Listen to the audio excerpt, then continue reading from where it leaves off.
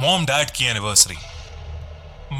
Anniversary पास आ रही थी, पर इस बार मेरे पास उन लोगों के लिए एक सरप्राइज था। मॉम डैड हमेशा हमारे स्पेशल डेज को और स्पेशल बनाने के लिए न जाने कितनी मेहनत करते हैं। तो इस साल मैंने उनके स्पेशल डे को थोड़ा और स्पेशल बनाने के लिए कुछ सोचा था।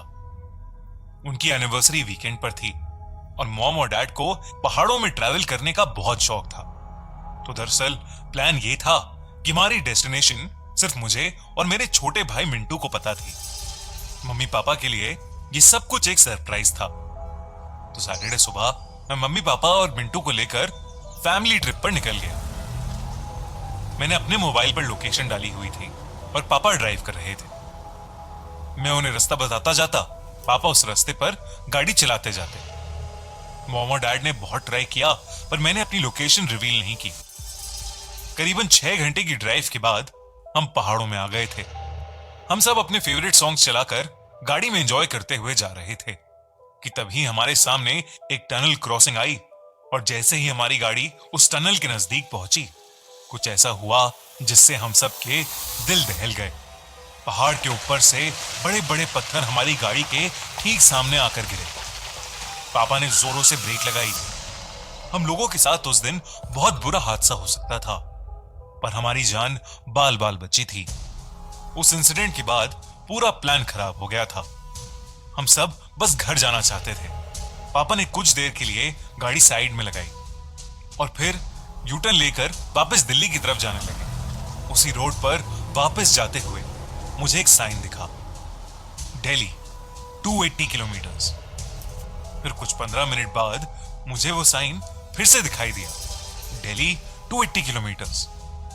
मुझे लगा कि शायद मुझे पढ़ने में गलती हुई है, पर फिर कुछ देर बाद मुझे वो साइन फिर से तीसरी बार दिखा, दिल्ली 280 किलोमीटर्स।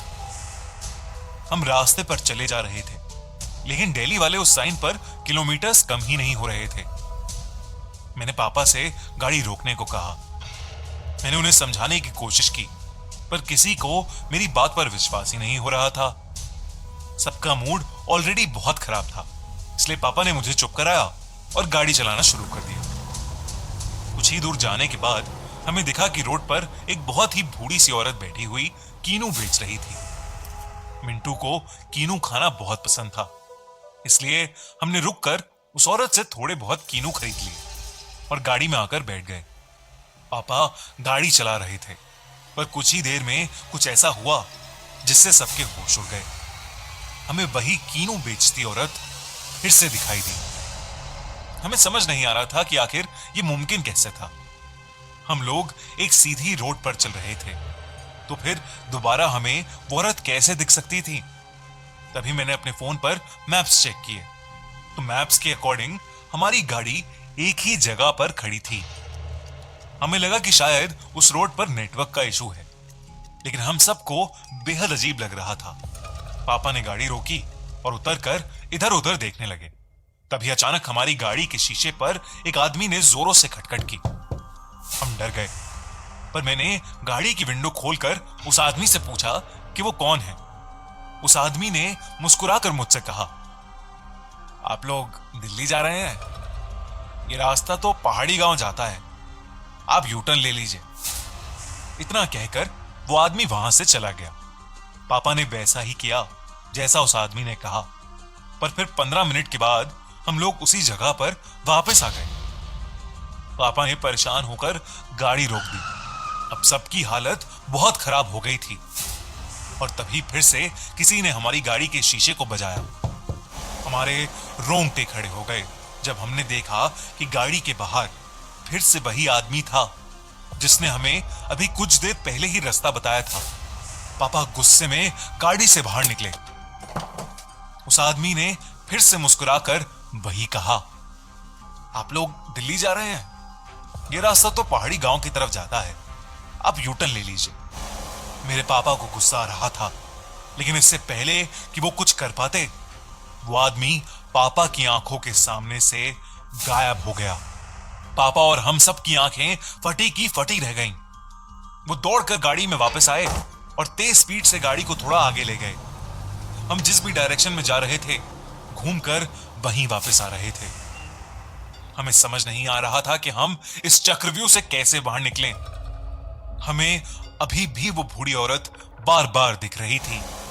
पापा ने हिम्मत करके उस बूढ़ी औरत के पास गाड़ी लगाई और गाड़ी से उतरकर उस रास्ते के बारे में उस बूढ़ी औरत से पूछने चले गए। हम सब भी पापा के पीछे पीछे चल दिए। पापा ने जैसे ही उस औरत से बात करने की कोशिश की, वो औरत जो पहले हमें हंस हंस कर कीनू बेच रही थी, अब बिल्कुल चुप होकर नीचे देख रही थी। पापा ने उसे कई बार पुकारा पर उसने कोई जवाब नहीं दिया।